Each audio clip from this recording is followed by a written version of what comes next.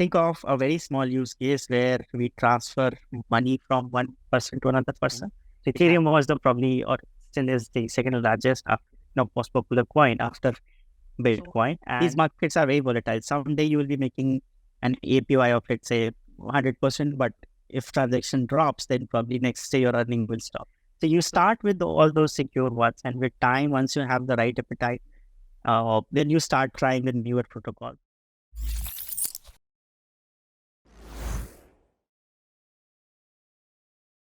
Hello everyone, welcome to the crypto show by CoinsCapture. This is your host MJgonsalves.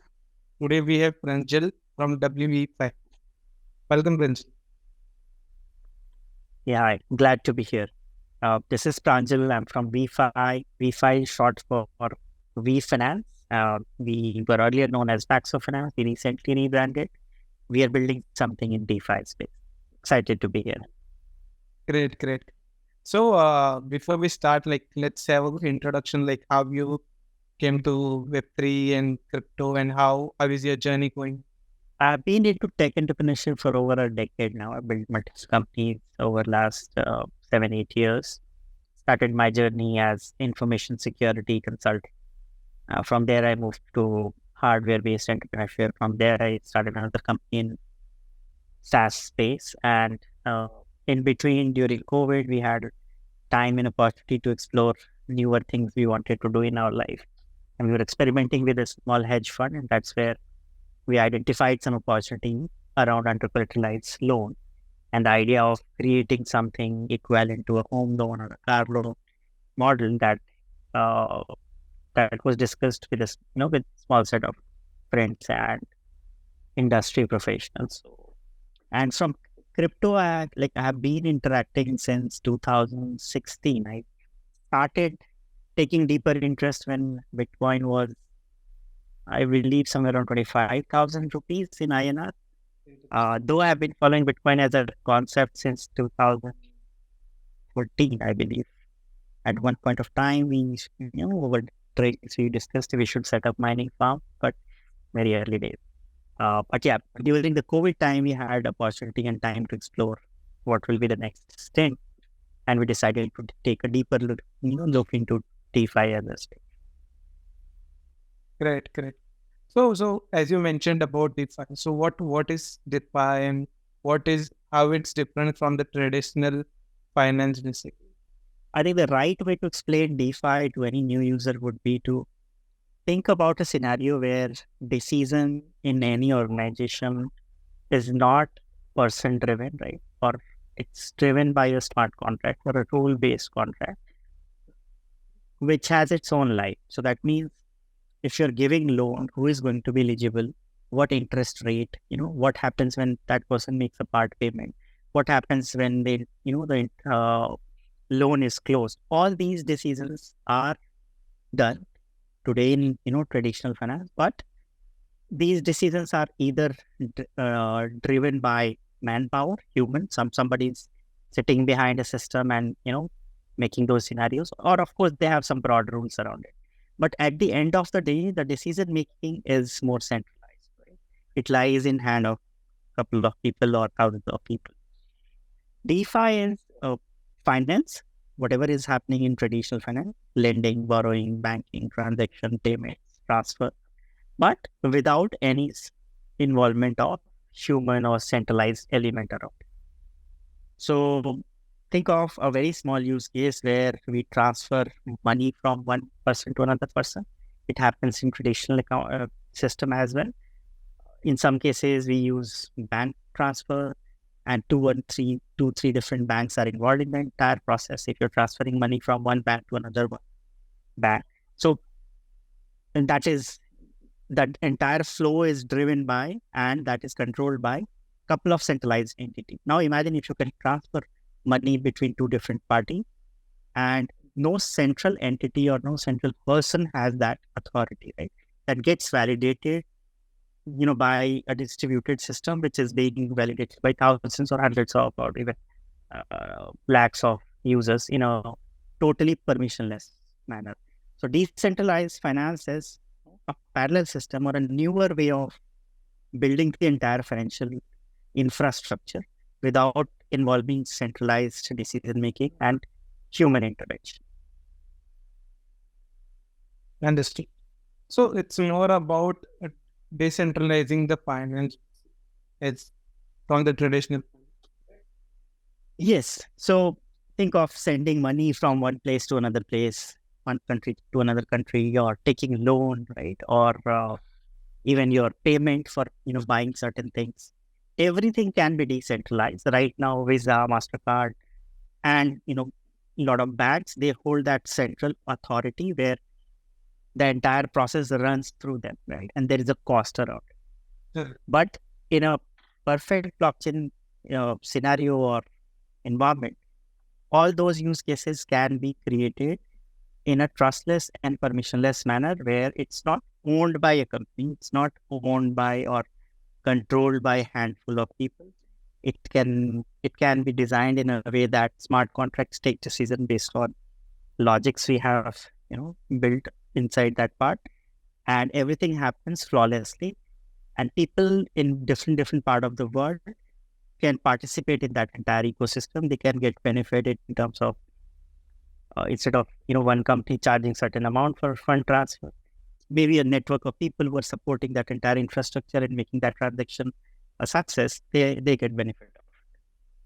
Understood. And what do you think about smart contract playing role in the functioning of DeFi and how it would be? Like, what exactly is smart contract functioning for the DeFi sector? And how is it? So if we look at a couple of milestones of entire crypto industry, of course, Bitcoin is the first or the day zero or the day one. But if you look at timeline after that, there are two other major milestones which are equally important, or I will say are more important than even Bitcoin. And the first one is Ethereum. Ethereum introduced the concept where you can create smart contracts, you can create logic and run it on a blockchain, right? Which was, Ethereum was the probably, or still is the second largest, most popular coin after Bitcoin. And the major differentiation is within Ethereum ecosystem, you can put your logic into code and you can run it, right? And once you deploy it on a blockchain, you don't control it, right? Then it runs automatically. So, and the third milestone was, first was Bitcoin, second was Ethereum. And the third was when people started building companies like MakerDAO or, DEXs like Uniswap or, companies like Compound, Aave, and all of them. So that was the evolution of DeFi without that cool name today we have around DeFi, right? So if you look at the chronology, probably importance of a Uniswap or importance of a Compound or Aave will be much more significant in future than what it is today. It's probably one of the largest important event in the entire history of cryptocurrencies or blockchain as a technology. And the kind of adoption and growth we have seen once we saw growth of companies like Uniswap, Compound, Aave, and all these, that had changed the trajectory. Earlier, it was just a coin where people used to speculate if there is a value in it or not, right? But with DeFi, we actually started seeing use cases, right? Before that, Bitcoin was just an asset with notional value, but now with all the decentralized finance use cases, you can take loan against it, right? You can use it as a collateral. And that created an entire industry. It's like discovering gold, but then DeFi is like, somebody came and said, hey, we can use this gold in these ways. So it's a major milestone. Yeah. With like as you shared about a DeFi, so I wanted to ask in the context about how is the liquidity provision with, and is there any benefits for the liquidity providers? Like, how is concept of LP has been in the ecosystems once Uniswap was launched, once concept of DEX was introduced. Unfortunately, I would not say it's a profit making or it's a very lucrative. Of course, there are people making money out of LP, liquidity provision, by adding liquidity in these DEXs. But there are so many factors, especially impermanent loss, transaction charges, the cost of depositing and withdrawing from a chain, that you need to be careful and you need to really plan well so that you know at what stage you need to exit, at what stage you need to enter. It's not that straightforward. Of course, there are farmers, LP farmers who make tons of money from LP. But if you don't plan well, if you don't really keep track of data, you will end up losing money. So that's my advice to anyone exploring liquidity provisioning. Understand impermanent law. Figure out strategies. How are you going to deal with them? You should know your limit. At what percent of token price drop you get, you get impacted, and your notional profit turns into loss. So it's better to have a strategy, and you should know how you're going to be operational in a particular range bound condition. So LP is tricky. People do make money, and there's a lot of opportunity there, but you need to really keep track of your mathematics. Yeah. So it's all about like how you strategize the whole LP things. Yes, and if you don't strategize, 90% of the chances are you will end up losing.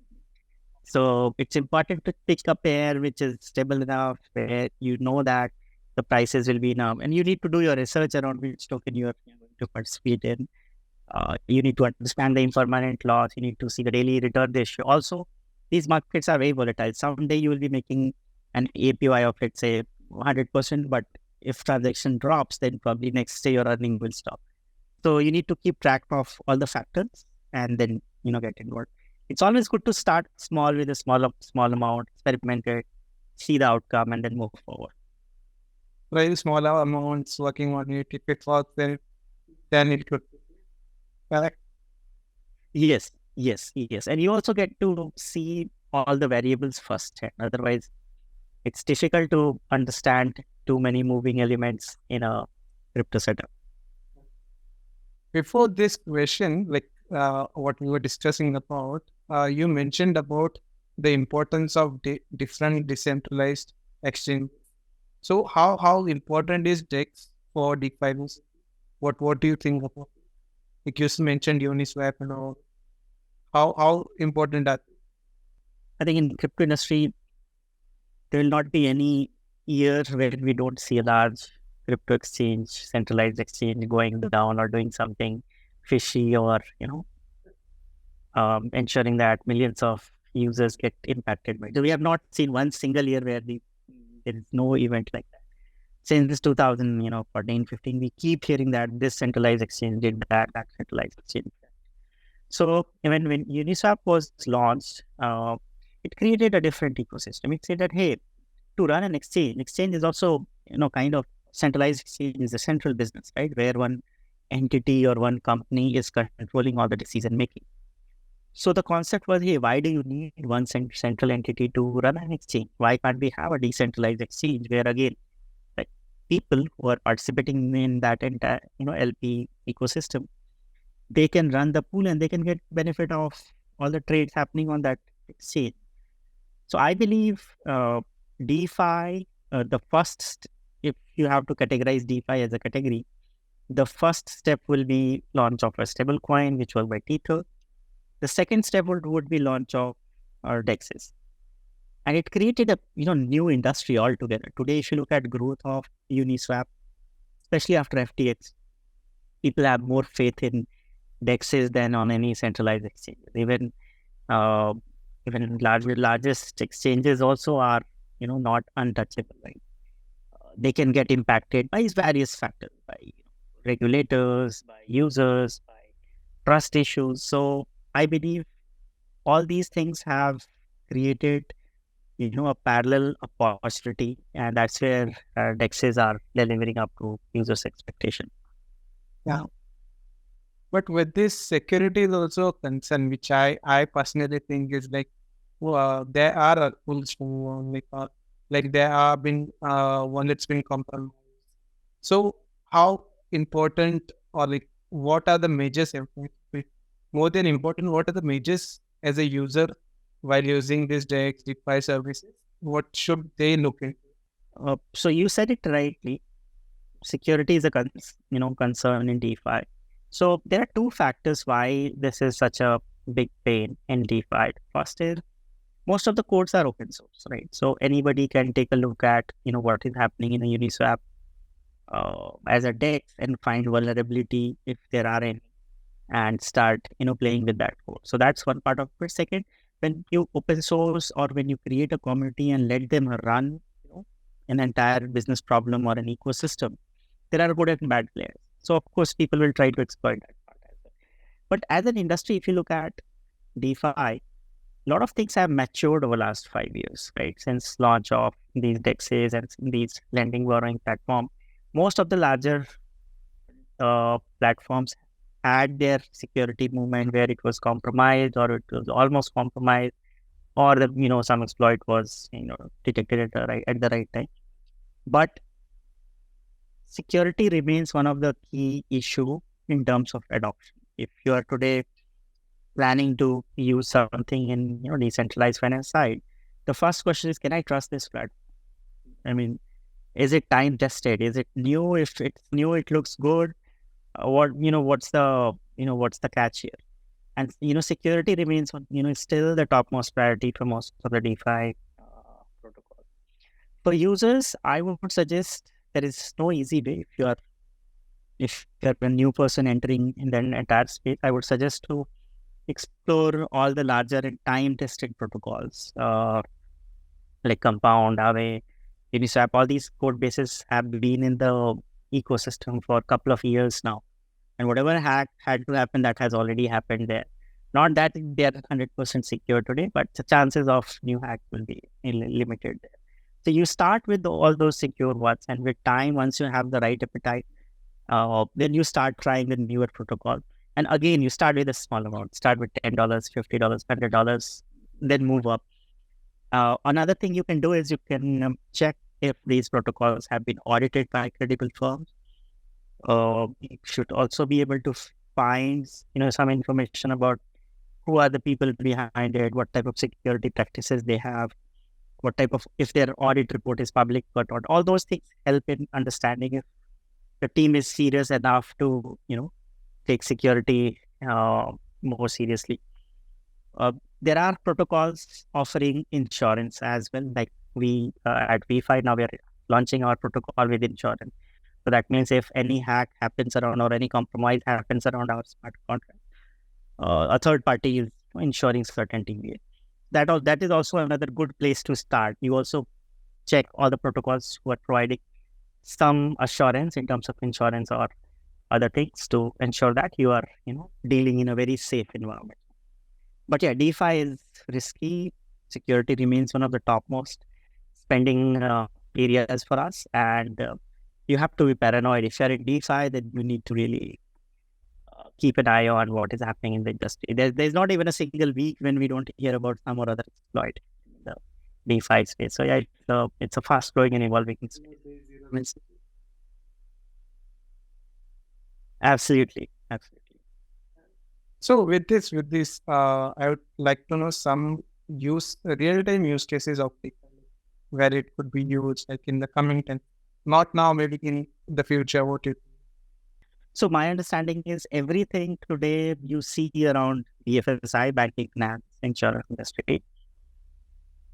Most of those use cases you will see in DeFi side of it over the next couple of years. So for an example, one use case is, Forex transfer. So people used to transfer money from one country to another, right? I still remember, even it still does. It takes a couple of days to couple of weeks if you go through normal banking channel, right? They use protocol called messaging protocol Swift and others. Today, if you do it on a blockchain, on a newer blockchain, it takes less than a second, right? From one wallet to another. So that was probably one of the most preliminary use case all of us have seen. But if you talk about more complex and structured financial product, your gold loan equivalent, so that is already solved in DeFi. In real world, you put your gold as collateral and you take loan, right? Or you put your property as collateral, right? You could put your house as collateral and take loan. You could put your car as collateral. You could put your land as a collateral. All these assets can be, placed with the bank, and you can take some money against it. So all these products have already been replicated in, or similar products have been replicated in DeFi. We have Compound, Aave, and Bankry, and a couple of other protocols like that, where you can put your Bitcoin, Ethereum, or your digital assets as collateral and take USDT and other coins as loan, and you can use that money. Similar way, at WeFi, we are building something equivalent to home loan or a mortgage model, under collateralized loan model, where you can take loan up to 5x of your own contribution and buy something. So all these use cases are coming from real world scenario, trade finance, right? In real world, we have normal exchanges. You can trade stock, commodities. In crypto world, in DeFi side also, you can do that without any central entity controlling it. Now we are launching a decentralized leverage trade protocol. So you can do leverage trade. You can take 5x, 10x type of leverage on your position. You can do that. And all these use cases are there with other asset classes in trade finance. So I believe most of the use cases, whatever we are seeing today, there are companies offering card, where you can use Visa, MasterCard network and pay through, all the merchants who are part of that ecosystem. So all these use cases are coming into DeFi side of it. So you already mentioned about your firm. So I would like to know more about it. What all services and what are you providing in your protocol, and how is it going on? Sure. So WeFi is a third generation decentralized finance product, and we have already seen success of us 2 generation, with other companies where people have adopted really well. What we do at WeFi is we have a leverage vault where we have identified 2 different personas. There are people who hold certain crypto and they want to just use that as an asset class, and they want to earn interest, right? So that's the most simplest thing, where you want to create let's call it saving account, where you just want to park your money and you just want to earn interest. And whenever you want that money, you should be able to withdraw it, right? That's the only criteria. The second category is there are people with more complex understanding of market trade, and they want to do leverage trade. They want to do leverage LP farmings. They want to do more leverage staking and all these use cases, and they want to take loan for that. Right? So for these 2 use personas, we have created a saving kind of account where you can park your stable coin, USDT, Ethereum, USDC, and earn interest. And that interest is pretty good enough in this market. And again, that is a purely decentralized and permissionless, trustless protocol where interest and everything is calculated based on factors, right? Nobody controls those numbers manually.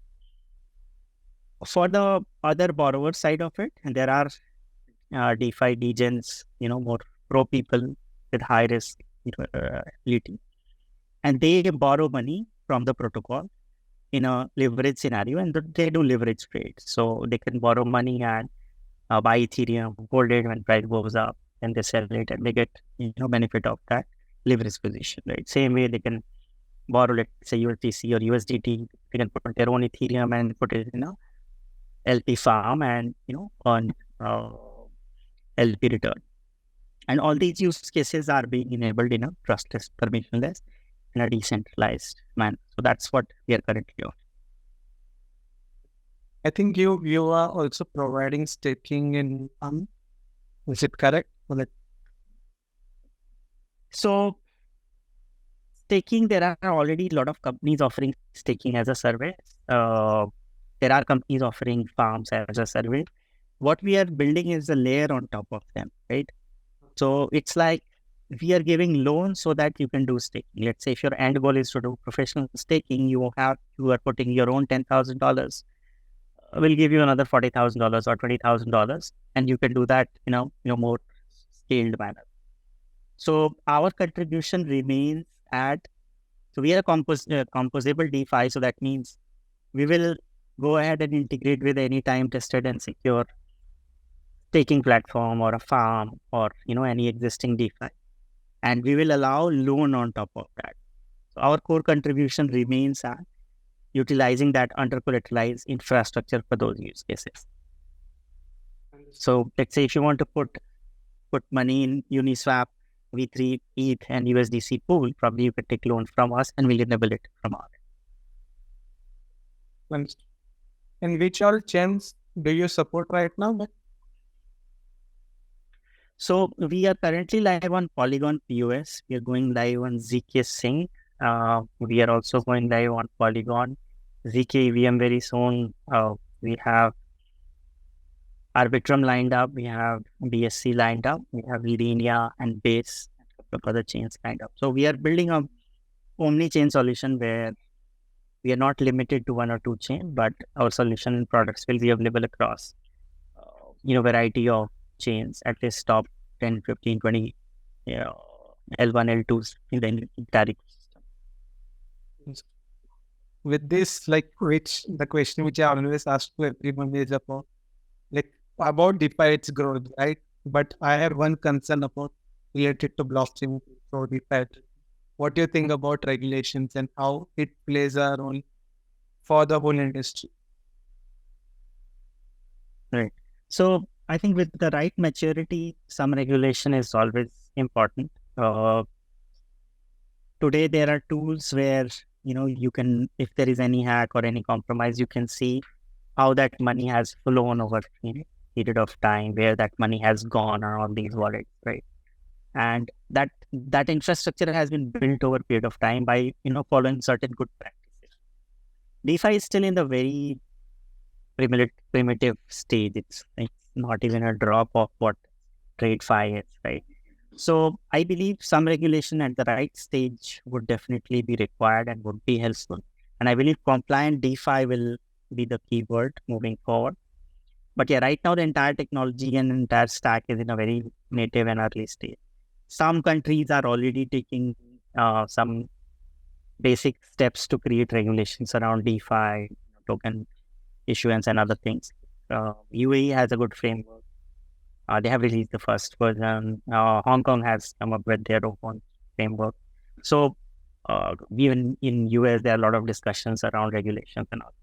I believe that will be good for ecosystem. It will give comfort to a lot of users and institutions to put serious money. Right now, what we are seeing is a very small experimental money flowing in the ecosystem. So it will be good for everyone, and that should come with the right maturity.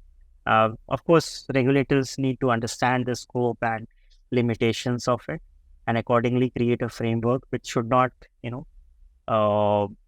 curb or limit innovation. But yeah, I think it's something that needs to be done, for a sustainable growth of entire ecosystem. Interesting. So I think that's it for today's podcast. It was great having you. Any closing thoughts from your side? Thank you, Malcolm. Thank you for hosting me, and I'm glad to be part of your podcast. And I believe everybody who has, spent time listening to this, should get some idea. I suggest everyone to not just read or listen to these things. Try first, and it's a different experience. It's a different feeling altogether when you do your first transaction. Try with small amount, understand the risk, read about it, and there's no fun like exploring most of the things yourself. So it's a fun experiment, and all of us should explore this. Thank you for your time. Have a nice day, and please, Thank you. Please use WeFi. Give your feedbacks on it and subscribe. Take care. Thank you. Bye.